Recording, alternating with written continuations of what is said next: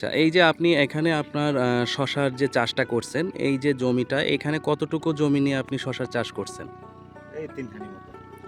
৩ কানি জমি। জি। আচ্ছা। তো এখন এখানে যে শশাটা রোপণ করছেন, এই শশাটা রোপণের বয়স কতদিন হচ্ছে ভাই? ২০-২২ দিন। আচ্ছা, কি জাতের শশা রোপণ করছেন? এই পদ্মা টব টব করেছি, টবের মধ্যে ২টা করে বিচি দিছি আরকি। এই আচ্ছা, ৫ দিন পরে আবার রোয়া শুরু হয়েছে। আপনি টব করছেন ১ম এ তারপরে ওই টবগুলো আপনার এই জমিতে রোপণ করছেন। জি, জি, জি।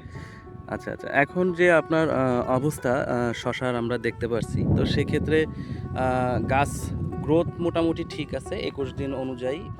তারপরেও আপনার যেহেতু বর্তমান সময়ে খুব বেশি বৃষ্টি। জি, বৃষ্টির কারণে তো এগুলা এই ফসলটা আসছে আরকি।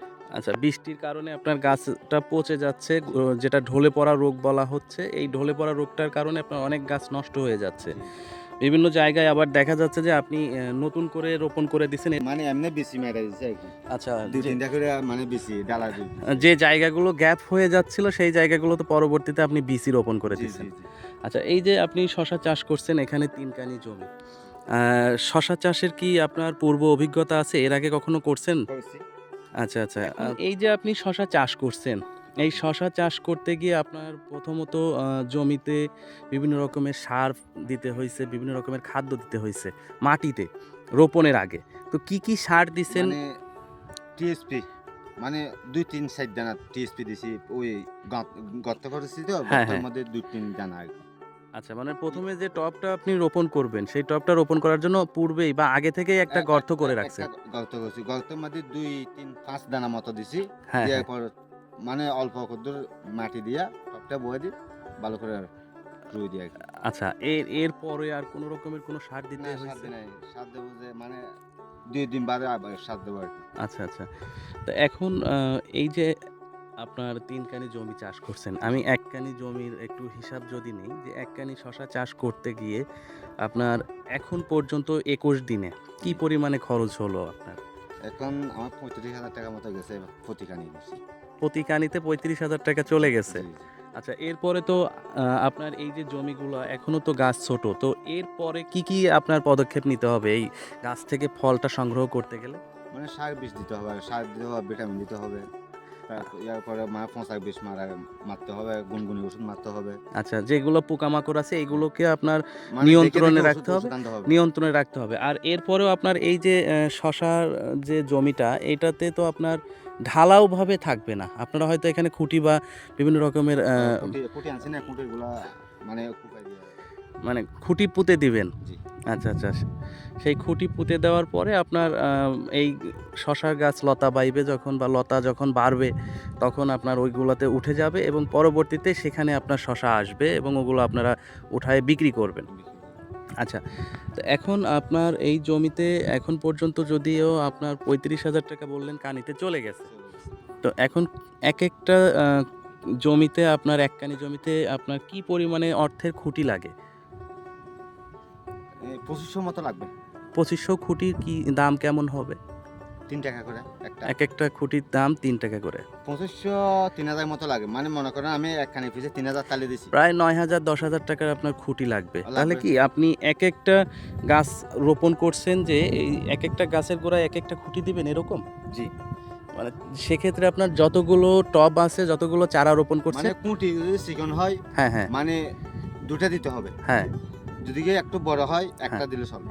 একটা দিতে হবে। আচ্ছা। তো সেক্ষেত্রে যে গাছে আপনি রোপণ করছেন সেই গাছের গোড়ার দিকে একটা করে খুঁটি থাকবে। একটা করে। তারপর সুতা টানতে হবে আবার। আবার সুতাও দিতে হবে। সুতো দিতে হবে। আচ্ছা, সুতা দিতে গেলে এই যে খুঁটি এবং সুতা এটা সবকিছু মিলায়ে আপনার কি মানে পরিমাণে খরচ এরকম হয়? দিতে হবে আরকি। মানে ২ সাইড থেকে ২ দিবেন। সাইড থেকে এরকম দিতে হবে। আচ্ছা, আচ্ছা। তারপরে আপনার ওইটার উপরে সুতা বেঁধে দিবেন। সুতা বানবো। আচ্ছা, আচ্ছা, গাছগুলো ওখানে মানে দুমড়বে আরকি, বাড়বে এখানে। আচ্ছা। তো এখন এই যে আপনার ১ কানি জমিতে বা ৩ কানি জমি আপনি শশার চাষ করছেন। ভালোভাবে যত্ন করতে গেলে ভালোভাবে সার, বিষ, খুঁটি ক বা সবগুলো দিয়ে লেবার মানে খরচ। প্রতি কানিয়ে হ্যাঁ, ৳৬০,০০০ করে যাবে আরকি। মানে টোটাল একদম টোটাল শুরু ৬০,০০০ থেকে শেষ পর্যন্ত সে ৬০।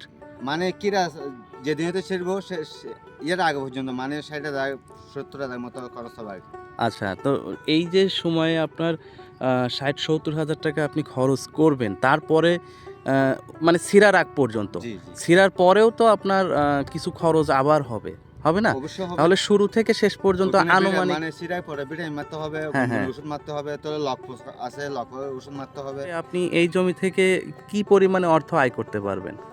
যদি কি শশার দাম থাকে মনে করেন ১.৫ লক্ষ টাকা মতো উঠবে। আর শশার দাম না থাকলে তো ওইখানে ১,৮০,০০০ টাকা এরকম উঠবে আরকি। মনে করেন ৩ বছর তো চলে গেছে সব ১ টাকাও পাই নাই। আচ্ছা, আচ্ছা। যদিও ভাগ্য ভালো হয়, আমার ভাগ্য ভালো হলে তো শশার দাম হলে তো ২ লাখ টাকা পাইতে পারি। আচ্ছা, আচ্ছা। সেটা আপনার বাজার মূল্যর উপরে নির্ভর জি, করে। জি, জি। তারপরেও আপনার তো আশা এখন তো আমি নির্ধারিত করতে পারবো না যে আমার শশা উঠতে, উঠতে যদি শশা ৳৫ হয়ে যায়, জি, জি। ২০-২৫,০০০ টাকা আসবে। আচ্ছা, আচ্ছা। আর হয়তো শশার দাম থাকলে আমি ২ লক্ষ টাকা পাইতে পারি।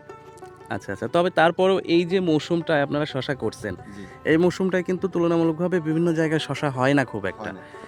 যেহেতু আপনারা পাহাড়ি অঞ্চলে চাষ করেন, জায়গাগুলোতে পানি খুব একটা উঠবে না বা পানি আসে না, গাছগুলোও বেঁচে থাকে, নষ্ট হয় না।